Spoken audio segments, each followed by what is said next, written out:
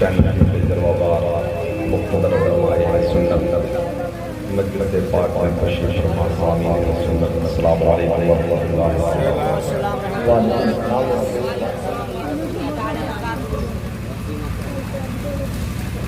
ایسا ہے موبائل چلائیے ہر موبائل کہ جائز ناجائز پر بات نہیں کرنا، اس سے ذہن آپ کا منتشر ہوگا۔ ظاہر سی بات ہے آپ بات کم سنیں گے اور ریکارڈ کر رہے ہیں۔ نحمدہ و نصلی و نسلم علی رسولہ الکریم، اما بعد، فاعوذ باللہ من الشیطان الرجیم، بسم اللہ الرحمن الرحیم، وما ارسلناک الا رحمۃ للعالمین، صدق اللہ العظیم وبلغنا رسولہ النبی الکریم، ونحن علی ذلک من الشاہدین والشاکرین والحمد للہ رب العالمین۔ فإن من وجودك الدنيا وضرتها ومن علومك علم اللوح والقلم، ثم الرضا نبي بكر وعمر وعلي وعثمان بالكرم، يا رب بالمصطفى بلغ مقاصدنا واغفر لنا ما مضى يا واسع الكرم، یا خدا بہر جناب مصطفیٰ القاسم، یا رسول اللہ بہر خدا القاسم، یا شہید کربلا یا دافع کرب و بلا، ذو اللہ شہزاد مصطفیٰ القاسم۔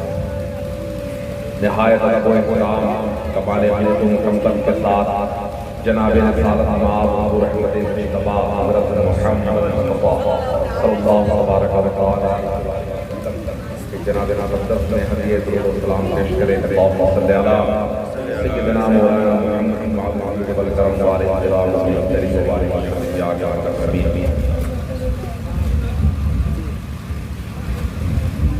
قوت عشق سے ہر حسب کو بالا کر دے، قوت عشق سے ہر حسب کو بالا کر دے، دہر میں اسم محمد سے اجالا کر دے، ہو نئی پھول تو بلبل کا ترنم بھی نہ ہو، چمن دہر کلیوں کا تبسم بھی نہ ہو، یہ نہ ساقی ہو تو پھر میں نہ ہو، تم بھی نہ ہو، بزم توحید کی دنیا میں نہ ہو، تم بھی نہ ہو، خیمہ بھاگ کا استادہ اسی نام سے ہے، نبض ہستی تپش آمادہ اسی نام سے ہے، دشت میں دامن کوثر میں میدان میں ہے، بحر میں موج کیا ہوش میں طوفان میں ہے، چین کے شہر مراکش کے بیابان میں ہے، اور پوشیدہ مسلمان کے ایمان میں ہے، چشم اقوام یہ نظارہ ابد تک دیکھے، رفعت شان رفعنا لک ذکرک دیکھے، کی محمد سے وفات ہونے تو ہم تیرے ہیں، یہ جہاں چیز ہے کیا وہ قلم تیرے ہیں۔ محترم بابا، یہ ہماری مشترکہ بختی ہے کہ نورانی مشرق میں حضور صلی اللہ علیہ وسلم کے میلاد مجلس کا اہتمام کر کے سننے اور سنانے کی سعادت حاصل کر رہے ہیں۔ کسی بھی جلسے کو، کسی بھی مجلس کو بامقصد بنائیں،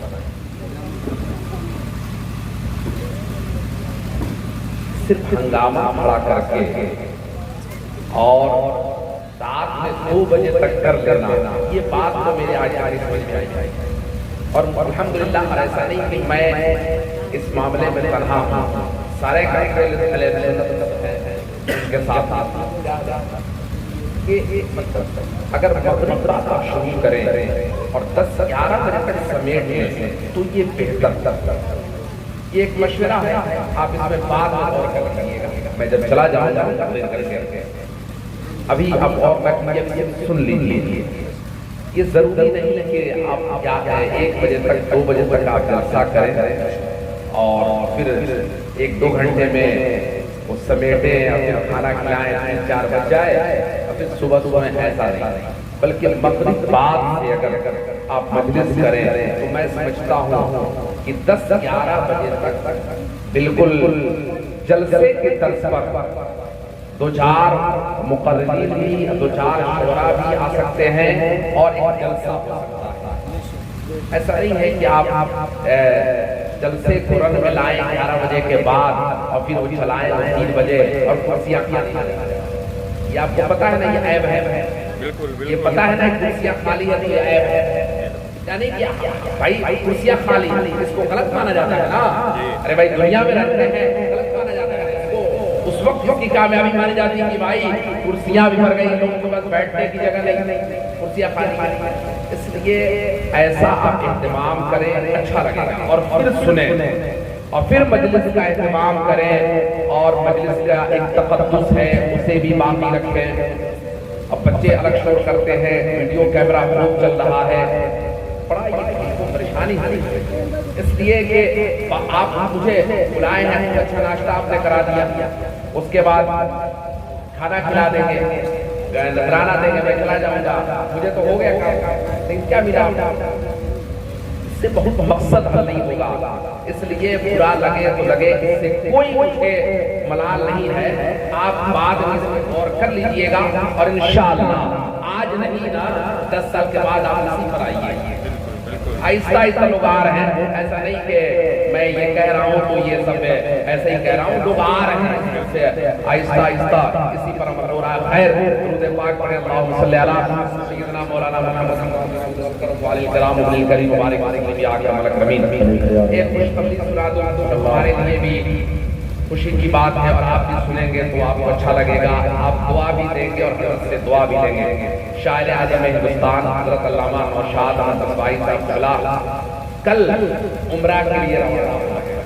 ماشاءاللہ یہ بڑے شرف کی بات ہے, اور مجھے بھی ابھی 2-3 روز پہلے ہی معلوم چلا طرف سے بڑی خوشی ہوئی, اور الحمدللہ یہ بڑی بابرکت سفر ہے. اور سمجھیے کہ یہ آخری محفل ہے, اور اس کے بعد کل روانہ ہو جائیں گے. یعنی یہ آخری میں ملاقات کی ہوتی ہے, اس کی یادیں ایسا ہوتا ہے. تو آپ دعا لیں حضرت سے, اور دعا لیں, ان کا سفر آسان ہو, ان سے دعا لیں کہ وہاں جائیں تو دعا کریں. اور یقیناً بڑی بابرکت سفر ہے. میلاد شریف کی مجلس کا اہتمام ہم نے کیا ہے, الحمدللہ, اللہ تعالیٰ قبول فرمائے. میلاد شریف اس کو کہتے ہیں, معلوم ہے, ذرا توجہ کر لیں. میلاد شریف اس کو کہتے ہیں, میلاد کہتے ہیں جس مجلس میں حضور صلی اللہ علیہ وسلم کی باتیں تھیں. یہ تو ایک عام تعریف ہوئی.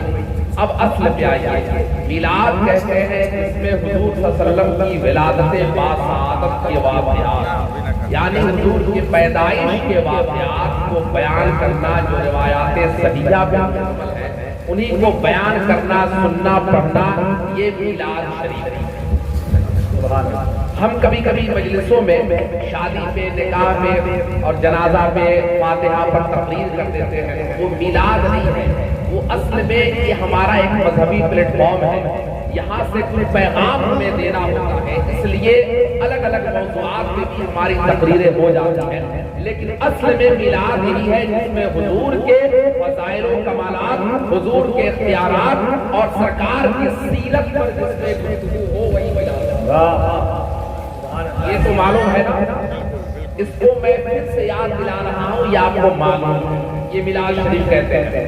حضور صلی اللہ علیہ وسلم, اب ذرا سنیں, سرکار دنیا میں تشریف لائے 20 اپریل سن 571 عیسوی بروز پیر صبح صادق کے سہانی گھڑی میں سیدہ طیبہ طاہرہ سیدہ آمنہ خاتون رضی اللہ تعالی عنہا کی گود میں سرکار جلوہ ہوئے. اے بھائی جو ہر آدمی دیکھے میری طرف, کوئی یہ بات ایسے نہیں کہ میں ایسے بول کے جا رہا ہوں, ہر آدمی سنے, اپنا مجلس سے میں اٹھا لوں, توجہ نہیں ہوگی مجلس سے آپ چلے جائے, اس لیے کہ میری بات ایسی ویسی نہیں ہوتی ہے, بات اہم ہوگی ہے, اس لیے توجہ چاہیے. وہ میں ایسے کرائے پر نہیں آیا ہوں, میری ہر بات اہم ہوتی ہے اور آپ کی توجہ چاہیے. اب ذرا سا توجہ کریں. حضور تشریف لائے 20 اپریل کو, میں درس میں بیٹھا ہوں, پوچھوں گا بھی آپ سے, آپ بتائیں گے. سرکار تشریف لائے 20 اپریل سن 571 عیسوی کو, یہ 2025 ہے, زور سے بولے, 2025 ہے. سرکار تشریف لائے 571 عیسوی. یہ حضور کا تشریف لانے کا یہ وقت میں بیان کرتا ہوں. ایک ہے خلقت نور مصطفیٰ, یعنی کہ نور مصطفیٰ کی تخلیق, یعنی اللہ نے اپنے حبیب کے نور کو پیدا کر کیا, بنایا. تو یاد رکھیں اس کی تاریخ میں بیان نہیں کر سکتا ہوں, یہ تو سید الملائکہ جبریل بھی نہیں بیان کر پا رہے ہیں, تو میں ہزاروں جبرائیل الجھے ہوئے ہیں گرد منزل میں, نہ جانے کس بلندی پر ہے جبریل بھی نہیں بیان کر رہے ہیں. تو ایک ہے خلقت نور مصطفیٰ، یہ سب سے پہلے ہے، مخلوق میں سب سے پہلے سرکار کے نور کو اللہ نے پیدا فرمایا. زور سے بولے، یہ عقیدہ بھی ہے، نظریہ بھی ہے. مخلوق میں سب سے پہلے کون ہے؟ زور سے بولے، نور مصطفیٰ. مخلوق میں سب سے پہلے نور مصطفیٰ. اور مخلوق کس کو کہتے ہیں؟ ما سوى اللہ کو مخلوق کہتے ہیں. اللہ کے سوا جتنی چیزیں ہیں وہ مخلوق ہیں. زور سے بولے، یاد رہے گا نا، اللہ کے سوا جتنی چیزیں ہیں وہ مخلوق ہیں. اور مخلوق میں سب سے پہلے مصطفیٰ ہے. یہ ہے خلقت نور مصطفیٰ. اور ایک ہے ولادت مصطفیٰ، یعنی سرکار تشریف کب لائے؟ 20 اپریل سن 571 عیسوی کو سرکار تشریف لائے. یہ ہے ولادت مصطفیٰ. ایک ہے بعثت مصطفیٰ، یعنی حضور نے نبوت کا اعلان فرمایا. حضور نے نبوت کا اعلان کب فرمایا ہے؟ بولے ذرا مجھ سے. ارے آپ کو معلوم ہے، بولیے نا. 40 برس کے بعد. زور سے بولیے. ارے کتنے برس کے بعد بولتے ہیں؟ 40 برس کے بعد. یہ سبق پڑھا کے جا رہا ہوں، ہماری تقریر سن کے 40 سال 80 سال گزار کے دنیا سے مر کے چلے جائیے گا نہیں، بلکہ سنیے اور حضور کی سیرت طیبہ کو یاد رکھیے. اپنے حسب و نسب کو تو اتنا یاد رکھتے ہیں کہ پورا بنساولی بنواتے ہیں ناسی میں. بنا رہے تھے کہ کوئی ہمیں بھگا نہ دے، ہم ان کے بیٹے، ہم ان کے بیٹے. اور حضور کے نسب کو نہیں جانیں گے، جانے گے نا، امت پر ضروری ہے نا. تو یہ سنیں، یہ سبق کی طرح یاد رکھیں. سرکار تشریف لائے، یہ حضور کی ولادت کی تاریخ ہے 20 اپریل. اور حضور نے نبوت کا اعلان فرمایا 40 سال کے بعد. لیکن ذہن میں کبھی یہ جوڑ نہ آئے کہ 40 برس کے بعد آپ کو نبوت ملی ہے. نہیں، نبی تو سب سے پہلے ہیں، آئے ہیں آپ آخری میں. اور آپ ہی کے صدقے میں تو سارے انبیاء کرام دنیا میں جتنے تشریف لائے، سرکار تاجدار اہل سنت ہمارے مفتی اعظم کہتے ہیں رسول انہی کا تو مصطفیٰ سنانے آئے ہیں، انہی کے آنے کی خوشیاں منانے آئے ہیں. یہاں جتنے نبی آئے سبوں نے بس یہی فرمایا، شہ لولاک جگ میں نور لے کے آ گیا. تو یہ 3 حیثیتیں سمجھ میں آ گئی. ایک ہے خلقت نور مصطفیٰ. پھر سنیں، یہ کب ہے؟ یہ مخلوق میں سب سے پہلے. اور مخلوق کہتے ہیں ما سوى اللہ، اللہ کے سوا جتنی چیزیں مخلوق. ایک ہے ولادت مصطفیٰ 20 اپریل سن 571 عیسوی کو. ایک ہے بعثت مصطفیٰ، سرکار نے نبوت کا اعلان کب فرمایا ہے؟ یہ 40 برس. اب یہ تینوں کو وہابیہ گڑبڑ کر دیتا ہے. یہ وہابیہ جو ہے ان تینوں کو ملا کے کہ پتہ ہی نہیں چلتا ہے کہ ولادت وہ بیان کر رہا ہے، کہ وہ خلقت نور مصطفیٰ وہ بیان کر رہا ہے، کہ وہ بعثت مصطفیٰ. وہ 40 برس کے بعد ہی سب بیان کرتا ہے کہ نبی وہ بنے ہیں معاذ اللہ 40 برس. نہیں، وہ تو بہت پہلے سے نبی ہیں. وہ حضرت آدم علیہ السلام بھی جب تشریف لائے تو تنہائی میں حضور کو یاد کرتے تھے اور کہتے کیا تھے؟ یا ابنی صورت الوابی مانم، اے ظاہر میں میرے بیٹے، حقیقت میں میرے باپ. یا رسول اللہ، آنے کے اعتبار سے آپ میرے بیٹے ہیں، میرے بعد میں آئیں گے، لیکن حقیقت میں آپ میرے باپ ہیں، اس لیے کہ مجھ سے پہلے رب نے آپ کو جنم دیا. کسی کا نقشہ بریلی کے تاجدار نے کھینچا ہے کہ ظاہر میں میرے پھول، حقیقت میں میرے نخل، اس گل کی یاد میں یہ صدا البشر کی ہے. اور ہوتے کہاں خلیل و بنا کعبہ و بنا لولاک والے صاحب سب تیرے. یہ تینوں الگ الگ چیزیں ہیں نا. بات یاد رہے گی نا بابو، یاد رکھیں گے نا. میں آج کل تقریر نہیں کر رہا ہوں، سبق پڑھا رہا ہوں. بہت نعرہ لگوا لیا، وقت سے پہلے حضور نام نما لیا، بہت ہو گیا. اب میں سبق پڑھا رہا ہوں، انشاءاللہ دو لوگ بھی یاد رکھیں گے نا، اور اسے ایک طرز ملے گا ان کو. وہ سیرت پڑھیں گے، وہ سمجھیں گے، وہ جانیں گے. سیرت پڑھیں. سرکار تشریف لائے. اب ذرا سیرت شروع کر رہا ہوں، ذرا توجہ سے سنیے. میلاد میں نے بتا دیا، یہ میلاد کی مجلس ہے نا، زور سے بولے، جلسہ نہ کہ یہ کیا ہے؟ یہ میلاد شریف ہے. میلاد میں نے بتایا کہ جس میلاد شریف اس مجلس کو کہتے ہیں. پھر سن لیں، جس مجلس میں حضور کی ولادت بعد سعادت کے واقعات روایات صحیحہ پہ جو مشتمل ہیں ان کو بیان کرنا، پڑھنا، پیدائش بیان کرنا، یہ میلاد. سرکار دنیا میں تشریف لائے، حضور کے تشریف لانے سے پہلے آپ کے والد کا وصال ہو چکا ہے. بابو غور سے سنیے آپ. حضور جب تشریف لائے ہیں تو حضور کے تشریف لانے سے پہلے حضور کے والد کا انتقال ہوا ہے. معلوم ہے نا؟ یاد رہے گا. کہاں انتقال ہوا ہے معلوم ہے؟ محفل سے ہمیں ایک آدمی بتایا، اچھا لگے گا. حضور کے والد کا انتقال کہاں ہوا تھا؟ مکہ شریف میں. بولیے نا کچھ. مکہ شریف سے نہیں، مدینہ شریف سے. ذرا توجہ سے سنیے گا. حضور کی پرانی رشتہ داریاں تھی مدینہ شریف. حضور کے توجہ میری طرف، حضور کے دادا ہیں حضرت عبدالمطلب. نام یاد رہے گا. حضور کے دادا کیا نام ہے؟ عبدالمطلب. وہ کعبے کے پریزیڈنٹ ہیں، کعبے کے متولی ہیں. حضرت عبدالمطلب کا نانیحال تھا مدینہ شریف. اور حضور صلی اللہ علیہ وسلم کے والد ہیں حضرت عبداللہ رضی اللہ تعالیٰ عنہ. حضور کے والد کو حضور کے دادا نے اپنے نانیحال بھیجا تھا مدینہ شریف حضور لانے کے لیے. وہیں پر آپ تشریف لے گئے اور وہیں پر آپ کی طبیعت خراب ہوئی، وہیں آپ کا انتقال ہو گیا اور دار نابغہ میں آپ مدفون ہے. کبھی زندگی وفا کرے اور جائیں مدینہ شریف تو حضور کے والد حضرت عبداللہ رضی اللہ تعالیٰ عنہ کی قبر میں بھی حاضری دیں. کہاں آرام؟ حضور کے والد کہاں آرام کر رہے ہیں؟ زور سے بولے. مدینہ شریف میں. اس لیے کہ حضور کی رشتہ داریاں تھی. کہاں پہ حضور کی کون سی رشتہ داری تھی؟ حضور کے دادا کا نانیحال تھا. کیا تھا؟ حضور کے دادا کا نانیحال تھا. اور حضور کے والد وہیں گئے تھے، وہیں پر بیمار ہوئے اور وہیں انتقال کر گئے. حضور ابھی دنیا میں تشریف نہیں لائے. جب فرشتوں نے اپنی بارگاہ میں کہا یا اللہ تیرا محبوب جانے سے پہلے یتیم ہو گیا، تو جواب ملا تھا فرشتوں یتیم نہیں، وہ یتیموں کا سرور بن کے جا رہا ہے، وہ یتیموں کا آقا بن کے جا رہا ہے. سرکار کے والد کا وصال ہو چکا ہے. حضور والدہ کے ساتھ ہے، والدہ کی کفالت میں. عرب کا ماحول تھا کہ بچوں کو دور دیہی علاقوں میں دودھ پلانے کے لیے دائیوں کے پاس بھیجا جاتا تھا. وہ سارے تفصیل سے آپ حالات آپ نے علماء سے سنا ہوگا اور پڑھا بھی ہوگا کہ حضرت حلیمہ حضور کو لے کر گئے. ذرا زور سے بولے بھائی جلدی جلدی. وہ باتیں زیادہ میں ٹچ کروں گا جو آپ سنے ہوں گے، ایسا نہیں کر رہا ہوں لیکن کم آپ جانتے ہیں. میں وہ باتیں کم بیان کروں گا، اس لیے جلدی جلدی سن لیں. حضرت حلیمہ حضور کو لے کر گئی نا.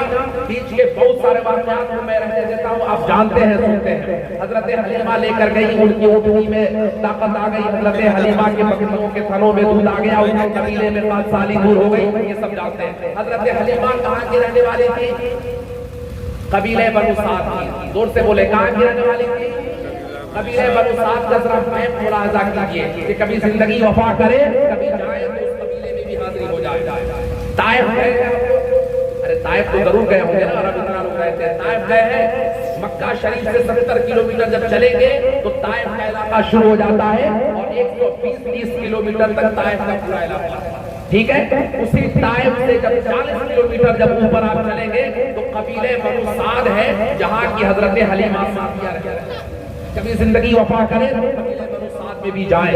حضرت حلیمہ جب حضور کو لے کر گئی ہے اپنے قبیلے میں کہ ساری برکتوں کو جو آپ نے ملاحظہ کیا ہے، پڑھا ہے، علماء سے سنا ہے، ایک دو بات ذرا اس میں ایڈ کرتا ہوں. حضرت حلیمہ کے گھر میں 5 لوگ رہتے تھے. زور سے بولے کتنے لوگ؟ 5 لوگ. حضرت حلیمہ خود تھی، حضرت حلیمہ کے شوہر ہیں حضرت حارث، حضرت حلیمہ کے بیٹے ہیں حضرت عبداللہ، اور حضرت حلیمہ کی 2 بیٹیاں ہیں انیسہ اور حفصہ. یہ کتنے لوگ ہوئے؟ یہ 5 لوگ ہوئے. اور یہ حضور سے جتنی برکتیں حلیمہ کو ملی ہیں ان ساری برکتوں میں سب سے بڑی برکت یہ ہے کہ ان 5 کو اللہ تعالیٰ نے اسلام کے دعوت میں اسلام قبول کر رہے ہیں. میں اس طرح شمار کراؤں گا. حضرت حلیمہ کے گھر میں 5 لوگ رہتے تھے. حضرت حلیمہ خود تھی، حضرت حلیمہ کے شوہر حارث ہے اور حلیمہ کے بیٹے عبداللہ ہیں اور حلیمہ کی 2 بیٹیاں ہیں انیسہ اور شیمہ. حضرت حلیمہ کی بیٹی شیمہ ہے، یہ ذرا بڑی تھی اور حضور صلی اللہ علیہ وسلم کو یہ گود میں کھلاتی تھی، لوری دیتی تھی. حضور کتنے سال حضرت حلیمہ کے گھر میں پیتے رہے؟ زور سے بولے کتنے سال؟ 2 سال. یاد رہے گا کتنے سال؟ حولین کاملین. 2 سال کامل. حضرت حلیمہ جب لے کر آئی ہے حضرت آمنہ کے پاس تو پھر کچھ دن کے بعد واپس لے کر گئے ہیں، جو تقریباً لکھا ہے اصحاب سیر نے کہ 4-5 سال کا زمانہ حضور کا حضرت حلیمہ کے خاندان یعنی قبیلے میں. ٹھیک ہے. اب ذرا سا سنیں. حضرت حلیمہ کی بیٹی ہے حضرت شیمہ. نام یاد رہے گا. کیا نام ہے؟ شیمہ. یہ حضرت حلیمہ کی اپنی بیٹی ہے اور حضور کو یہ لوری دیتی کھلاتی تھی. اور جب لوری دیتی نا تو ہمارے خاندان میں ہمارے علاقے میں بھی عورتیں لوری دیتی ہیں تو ہٹ بٹ بولتی ہیں. اس لیے مشائخ فرماتے ہیں کہ جب بچوں کو کھلایا جائے گولی دیا جائے نا تو باتیں اچھی ہو، اس لیے کہ وہی باتیں جا کے بچے کے ذہن میں سمجھ جائے۔ لیکن ہمارے ہاں کیا لوگ بولتے ہیں، اپنے معاشرے سے متاثر ہوتے ہیں۔ حضرت حلیمہ کی بیٹی حضرت شیمہ جب حضور کو لوری دیتی تو کہتی یا رب لنا ابن محمد، یا اللہ ہمارے بھائی کو باقی رکھنا اور یہ سردار بنے، جب اس کی سرداری دنیا میں ہو تو میں دیکھوں، اور یا اللہ ہمارے بھائی کے دشمنوں کو۔ یہ حضرت حلیمہ کی بیٹی حضرت شیمہ لوری دیتی حضور کو تو یہ اشعار پڑھا کر کھلاتی تھی حضرت شیمہ۔ اب ذرا سنیں، حضور صلی اللہ علیہ وسلم حضرت حلیمہ کے گھر 2 سال دودھ پیتے رہے، کتنے سال؟ اب ایک واقعہ ملاحظہ کریں، حضرت حلیمہ کہتے ہیں کہ میں کبھی بھی اپنے لال کو جو دودھ پلاتی، کبھی بھی میں کوشش کرتی کہ دونوں پستان سے میرے لال دودھ پیے، لیکن کبھی ایسا حضور نے نہیں کیا، بلکہ صرف دائیں سے آپ پیتے، بائیں سے کبھی نہیں۔ حلیمہ کہتی ہے کہ میں بارہا کوشش کرتی کہ کبھی تو اس سے دودھ پی لے دوسرے پستان سے، لیکن میرے لال نے کبھی ایسا نہیں کیا۔ ایسا کیوں؟ اسی کا نقشہ بریلی کے تاجدار امام اہل سنت دیکھنے چاہے کہ بھائیوں کے لیے ترک پستہ کرے، دودھ ملکیوں کی نسبت میں لاکھوں یعنی حضور صلی اللہ علیہ وسلم کا یہ عدل ہے، ابھی ماں کی گود میں ہے، اور عدل یہ ہے کہ ایک ہی پستان سے دودھ نوش فرما رہے ہیں، اور دوسرے کو اس لیے چھوڑ رہے ہیں کہ حضرت حلیمہ کے جو اپنے بچے ہیں وہ دوسرے سے دودھ نوش فرمائیں۔ یہ حضرت حلیمہ کا میلاد پڑھ رہی ہے۔ ابھی میں نے بتایا نا میلاد جس کو کہتے ہیں بچپن کی باتیں جس میں ہو حضور کی روایات صحیحہ پہ مشتمل، اس کو میلاد کہتے ہیں۔ یہ حضور کا میلاد پڑھ رہی ہے حضرت حلیمہ سعدیہ۔ حضرت حلیمہ کے گھر میں اور بہت ساری برکتیں۔ حضرت اب سنیں ذرا یہ پانچوں لوگ اسلام قبول کرتے ہیں کیسے؟ حنین کا موقع ہے، غزوہ حنین کب ہوا ہے معلوم ہے؟ نہیں معلوم ہے؟ مکہ کے بعد غزوہ حنین کے موقع سے حضرت شیمہ گرفتار کر کے حضور کے بارگاہ میں لائی گئی ہے، اور قبیلے بنو سعد کے 6000 لوگ گرفتار کر کے لائے گئے ہیں۔ کتنے ہزار؟ 6000 لوگ غزوہ حنین کے موقع سے قبیلے بنو سعد سے گرفتار کر کے نبی کی بارگاہ میں لائے گئے ہیں۔ سرکار نے اپنی چادر شریف کو بچھا دیا، اور حضرت حلیمہ کو حضور نے اپنے حضرت حلیمہ کی بیٹی حضرت شیمہ کو یعنی اپنے رضائی بہن کو حضور نے اپنی چادر پہ بٹھایا اور فرمایا کہ میری بہن شیمہ اگر چاہو تو باعزت طریقے سے میرے پاس رہو، اور چاہو تو باعزت طریقے سے تمہارے قبیلے میں تو حضرت شیمہ نے یہ اخلاق جب ملاحظہ فرمایا تو حضرت شیمہ اسلام قبول کر لیتے ہیں، اور حضرت حارث جو حضرت حلیمہ کے شوہر ہیں وہ مکہ شریف میں اپنے بیٹے جناب عبداللہ کے ساتھ آ کر اسلام قبول کرتے ہیں، اور فتح مکہ کے موقع سے حضرت حلیمہ اسلام قبول کرتی ہے۔ یعنی حضرت حلیمہ سعدیہ کے گھر میں جو 5 لوگ تھے، حضور کی برکت سے اللہ تبارک و تعالیٰ نے ان سبوں کو سبحان اللہ کی برکتیں ہیں نا حضرت حلیمہ کے گھر میں۔ کوئی پوچھے گا کہ حضرت حلیمہ کے گھر میں حضور کی سب سے بڑی برکت کیا ہے تو آپ کیا بیان کریں گے؟ یہ سب سے بڑی برکت ہے کیا کہ حضور کی برکت سے ان 5 کو اللہ نے ایمان کی دولت سے سرفراز فرما دیا۔ یہ سب سے بڑی برکت ہے۔ اب سنیں یہ بچپن اسی کو میلاد کہتے ہیں۔ اب آگے ذرا پڑھیں، بیچ کے بہت سارے واقعات کو میں چھوڑتا ہوں، آپ نے سنا ہے بکری کا واقعہ، شیر کا واقعہ، آگے بڑھیں۔ حضرت حلیمہ جب لے کر آئی ہے حضور حضرت آمنہ کے پاس، اور جب 4 سے 5 سال کا زمانہ جب گزر گیا، حضرت حلیمہ لے کے آئی تو حضرت آمنہ سے کہتی ہیں کہ اب اپنے لال کو لیجئے، اب الگ الگ چیزیں ظاہر ہوتی ہیں، مجھے ڈر سا لگتا ہے۔ حضرت آمنہ کہتی ہیں کہ حلیمہ ڈرنے کی بات نہیں، جب سے یہ میرے شکم میں آئے ہیں اسی وقت سے میں ملاحظہ کر رہی ہوں، کبھی حضرت آسیہ آ رہی ہے، کبھی حضرت مریم آ رہی ہے، کبھی حضرت حوا آ رہی ہے، اور مبارکبادیاں دے رہی ہے۔ آمنہ مبارک ہو، تمہارے گود میں کوئی عام بشر نہیں بلکہ امام الانبیاء تشریف لا رہے ہیں، سید البشر تشریف لا رہے ہیں، خاتم النبیین تشریف لا رہے ہیں۔ اور آمنہ نے کہا حلیمہ سنو، جس وقت میرے لال کی ولادت ہو رہی تھی ایک ایسی روشنی پھیلی کہ مکے میں رہتے ہوئے میں نے ملک شام کے محلات کو دیکھ لیا۔ یہ حضرت آمنہ حضور کی والدہ حضور کا میلاد کہتے ہیں، میلاد کہتے ہیں۔ کوئی پوچھے گا کہ میلاد کس کو کہتے ہیں تو کیا بیان کیجیے گا؟ جس میں حضور کے بچپنے کی باتیں، روایات صحیحہ پہ مشتمل جو واقعات ہیں وہی بیان کرنا، سننا، پڑھنا ہے۔ اب سن لیں، یہ تو والدہ سے آپ نے میلاد سن لیا، اب چچا سے سنے ذرا۔ حضور کے چچا حضرت عباس ہیں، زور سے بولے کیا نام ہے؟ زور سے بولیے، حضرت عباس۔ یہ کب ایمان لائے ہیں؟ بدر کے بعد۔ کب ایمان لائے ہیں یہ؟ بدر کہاں ہوا ہے؟ مکی زندگی میں یا مدنی زندگی میں؟ مدنی زندگی میں نا۔ ارے سرکار 53 سال مکے میں رہے نا، کتنے سال رہے؟ 40 سال اعلان نبوت سے پہلے اور 13 سال اعلان نبوت کے بعد، 53 سال مکے میں جب اگر رہے۔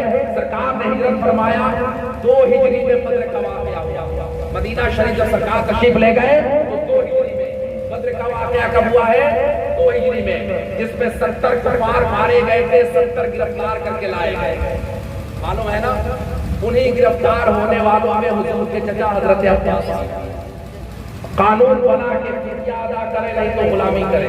تو حضرت عباس کہتے ہیں کہ بھتیجے غلطی تو ہو گئی ہے، میں آ گیا ہوں آپ کے خلاف، میں آ نہیں رہا تھا، یہ ابو جہل سرکش یہ زبردستی لایا ہے، مجھے معاف کر دے، اور تجارت بھی، میرا بزنس بھی نہیں چل رہا ہے، کچھ مال و دولت بھی تو نہیں ہے، میں کیا ادا کر سکتا ہوں، مجھے ایسے ہی واپس کر دے۔ اب حضور کا علم غیب ہوش میں آیا، عالم ما کان و ما یکون پیغمبر۔ ما کان و ما یکون سمجھتے ہیں آپ لوگ؟ ارے سنیوں، ما کان و ما یکون سمجھتے ہیں جو ہو چکا ہے، جو ہوگا، یعنی جو ہو چکا یا جو ہوگا، حضور یہ سب جانتے ہیں، اسی کو کہتے ہیں علم ما کان و ما یکون، اور مصطفیٰ عالم ما کان و ما یکون۔ حضور کو علم غیب ہے، زور سے بولے علم غیب ہے نا حضور کو، یہ عقیدہ یاد رکھیں کہ حضور کو علم غیب ہے۔ حضرت عباس جب گرفتار کر کے لائے گئے تو کہا گیا کہ بھائی ادا کیجیے، نہیں تو غلامی کیجیے، تو کہا کہ میرے پاس تو کچھ بھی نہیں ہے، حضور عالم ما کان و ما یکون ہے۔ حضور نے فرمایا کہ کچھ بھی نہیں ہے، اور مکے سے جب آ رہے تھے مدینہ شریف تو بند کمرے میں جو بیوی کو آپ نے دیا تھا زیور، وہ دولت کہاں ہے؟ حضرت عباس کی آنکھیں کھلی رہ گئی کہ ارے جب میں مکے سے آ رہا تھا بدر، تب تو میں بند کمرے میں بیوی کو کچھ دے رہا تھا، وہاں پر کوئی تیسرا موجود نہیں تھا، اور انسانی فطرت ہے کہ آدمی جب بیوی کو دیتا ہے تو وہاں کوئی تیسرا نہیں ہوتا۔ حضرت عباس نے کہاں دیا تھا؟ زیور مکے میں، اپنے کمرے میں، اور حضور کہاں ہے؟ مدینے میں۔ اور سرکار نے فرمایا جناب عباس سے کہ جو بند کمرے میں آپ نے اپنی بیوی کو دیا تھا وہ دولت کہاں ہے؟ حضرت عباس کی آنکھیں کھلی رہ گئی اور کہا عباس نے کہ ارے یہ تو مکے کی خبر ہے، اور مدینے میں رہ کے اگر آپ بتا رہے ہیں اشہد ان لا الہ الا اللہ وحدہ لا شریک لہ واشہد ان سیدنا محمد عبدہ ورسولہ، میں گواہی دیتا ہوں کہ اللہ تعالیٰ نے آپ کو نبی اور رسول بنا کے غیب کی خبر انہیں بھی پتا ہے کہ غیب کی خبر اللہ اپنے نبی اور رسولوں کو بھی عطا فرماتا ہے۔ تو حضرت عباس ایمان کہاں لائے ہیں؟ بدر میں۔ بدر کے بعد ایمان لائے ہیں۔ اب ذرا سنیے، ایمان لانے کے بعد ایک بار حضور کی خدمت میں بیٹھے ہوئے تھے، سرکار نے پوچھا کہ چچا میری نبوت کی نشانی کچھ آپ نے دیکھا ہے؟ آپ کلمہ پڑھے ہیں، آپ نے نبوت کی نشانی کچھ آپ نے دیکھا یا یہی ہمیں مان لیا؟ تو حضرت عباس کہتے ہیں کہ یا رسول اللہ، میں نے تو بچپنے میں آپ جب کبھی جھولے میں تھے اسی وقت میں دیکھ لیا تھا کہ آپ اللہ کے نبی ہیں۔ کہا کہ کیسے دیکھ لیا تھا آپ نے؟ اور مانتے نہیں تھے۔ کہا کہ یا رسول اللہ، آپ ابھی جھولے میں تھے اور آپ کی انگشت مبارک میں حرکت ہوتی تو آسمان کا چاند گھومتا تھا، یہ میں نے اپنی آنکھوں سے کئی بار دیکھا ہے۔ تو کہا حضور نے کہ مانتے نہیں تھے؟ کہا اس لیے کہ کفر جلدی ٹوٹتا نہیں ہے، لیکن میں نے تو بچپنے ہی میں دیکھ لیا تھا کہ آپ اللہ کے نبی ہیں۔ اسی کا نقشہ بریلی کے تاجدار نے کھینچا ہے کہ چاند جھک جاتا جدھر انگلی اٹھاتے مہد میں، کیا ہی چلتا تھا اشاروں پر۔ یہ کون حضور کا میلاد کون بیان کر رہے ہیں؟ حضور کے چچا بیان کر رہے ہیں۔ نبی کے علم غیب کو دیکھ کر، حضور کے علم غیب کو، اچھا علم غیب پر بات آ گئی، ذرا سا سن لے علم غیب کے بات۔ ایک تھوڑا سا نقطہ یہ علمی نقطہ ہے لیکن یاد رکھیے گا تو عقیدہ مضبوط رہے گا. سنیوں میں بڑا مسئلہ یہ ہے کہ سب ٹھیک ہے لیکن آ کر کوئی سعودیہ سے کچھ سمجھا دے تو اس وقت جواب ان کا نہیں بن پاتا. اس لیے یاد رکھیں حضور کو علم غیب ہے. زور سے بولے ہے نا, عالم ما کان و ما یکون پیغمبر ہے نا, حضور کو علم غیب ہے. اللہ تعالیٰ نے آپ کو کتنا علم عطا فرمایا ہے. اعلیٰ حضرت عظیم البرکت رضی اللہ تعالیٰ عنہ نے نعرہ تکبیر, نعرہ رسالت, مناظر اہل سنت, نعرہ تکبیر, نعرہ رسالت. تھوڑی سی بات حضرت کی موجودگی میں ہے تو علمی نقطہ لیکن سن لیں اور گہری باتیں بھی سننے کے ذرا عادی بنے, ہے نا. خالی واقعہ مت سنا کریں, کچھ گہری سنیت کو مستحکم کریں اور وہ اعلیٰ حضرت عظیم البرکت رضی اللہ تعالیٰ عنہ کی کتابوں سے, ان کے فکر سے, ان کے مسلک سے جڑے بغیر یہ ممکن نہیں ہے. اب سنیں ذرا تھوڑی سی آخری یہ بات کہ علم غیب میں نے عرض کیا حضرت عباس کو حضور نے بتایا علم غیب ہے نا, یہ غیب کی خبر ہے جو حضور نے بتایا. اب ذرا سا سنیں. اعلیٰ حضرت عظیم البرکت لکھتے ہیں کہ حضور صلی اللہ علیہ وسلم کے علم شریف پر جو اعلیٰ حضرت دولت المکیہ بالمعرفۃ الغیبیہ میں جو رنگ دکھایا ہے وہ تو علمی جو بحثیں ہیں وہ حضرت سے کبھی سنیے گا خاص مجلس میں ایک ذرا بحث سے میں عرض کروں. اعلیٰ حضرت نے لکھا کہ کسی کا علم جو ناقص رہ جاتا ہے, کمزور رہ جاتا ہے, وہ چار, اور سے سنیے گا تب بات سمجھ میں آئے گی. نہیں سمجھ میں آئے گی اس کی کوئی ذمہ داری نہیں لیکن گہری بات بھی سننے کی عادی بنے. چار وجہوں سے کسی کا علم جو ناقص رہ جاتا ہے, کمزور رہ جاتا ہے, وہ چار وجہ سے, چار طریقوں سے, یعنی وجہ چار وجہ ہوتی ہے, پانچویں وجہ نہیں ہوتی ہے, چار وجہ ہوتی ہے. اعلیٰ حضرت نے لکھا کہ جس کی وجہ سے کسی کا علم ناقص رہ جاتا ہے, کمزور رہ جاتا ہے, وہ کم پڑھا لکھا رہ جاتا ہے. پہلی وجہ یہ کہ پڑھانے والا خود ناقص ہے نا, پڑھانے والا خود کمزور.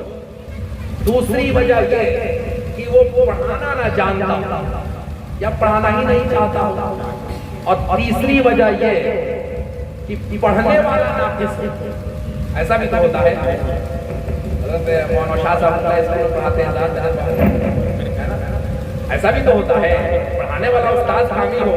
آپ کی حامیت پر میں سوال نہیں کر رہا ہوں لیکن اس کبھی بھی شاگرد کو بھی دیکھا جائے گا, ہے نا. یہ چار وجہ ہے, ذرا توجہ سے سنیے گا. پہلی وجہ یہ کہ پڑھانے والا خود کمزور ہو, کسی کا علم جو ناقص رہ جاتا ہے. حالات میں لکھا ہوا چار وجہ, وسیم صاحب کم پڑھے لکھے ہیں, اس کی وجہ چار نہیں ہے, پانچویں وجہ نہیں ہے. علم غیب پر جب اعلیٰ حضرت نے دلیل کیا حضور کے علم شریف پر تو کہا کہ پہلی وجہ یہ کہ پڑھانے والا خود کمزور ہو, یا پڑھانے والا کمزور نہیں ہو تو پڑھانا نہیں چاہتا ہو, یا تیسری وجہ یہ ہے کہ پڑھنے والا کمزور ہو, چوتھی وجہ ہے کہ جو کتاب پڑھائی جائے وہ کتاب ناقص ہو.